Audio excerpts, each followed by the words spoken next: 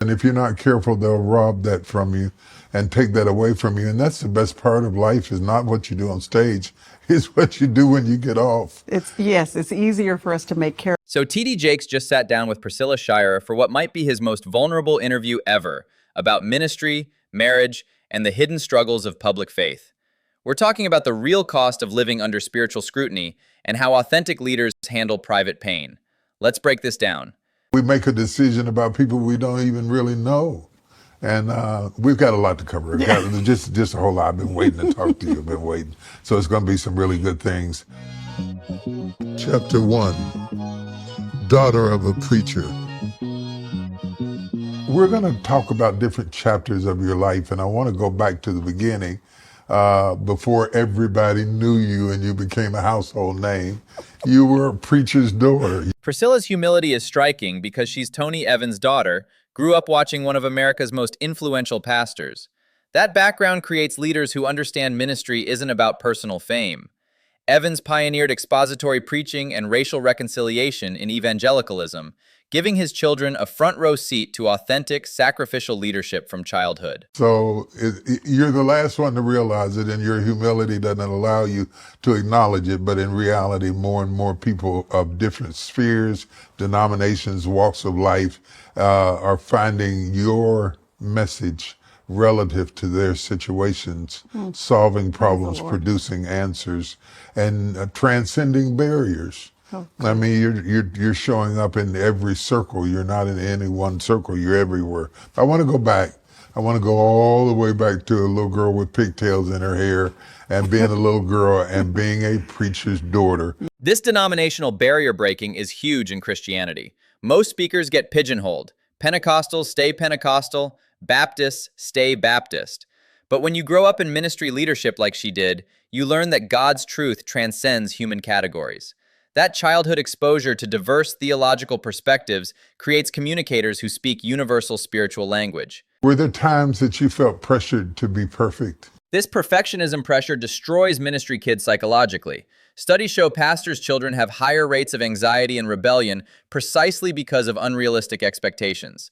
They're treated as representatives of God's grace while being denied the grace to be human themselves. This question cuts straight to that painful contradiction. You know, one of the things I love about Aaron becoming the high priest after having everybody dancing naked around the calf, and then God chooses him to be the one that has access to the holies of holies. One of the things I take away from that text is the fact that some of the best preachers have had some of the worst experiences. Aaron literally built an idol while Moses was receiving the Ten Commandments, yet God chose him as high priest.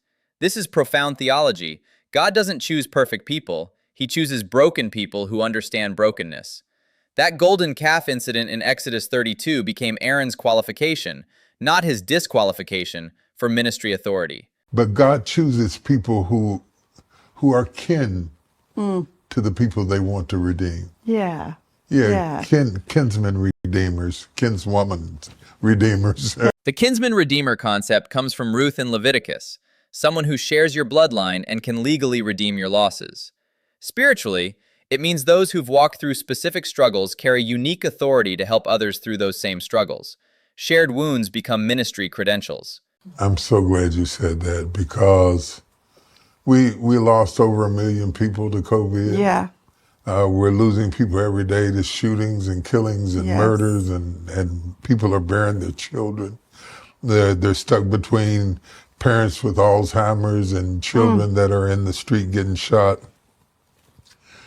And everybody thinks you ought to just get over it. You ought to just be okay. We're living through unprecedented collective trauma. Over 1 million COVID deaths, rising violence, family breakdown. Yet church culture often pressures people to perform spiritual strength. This just pray harder mentality ignores how trauma actually works neurologically and prevents genuine healing from taking place. You know, my theology leaves room for therapy. Yeah.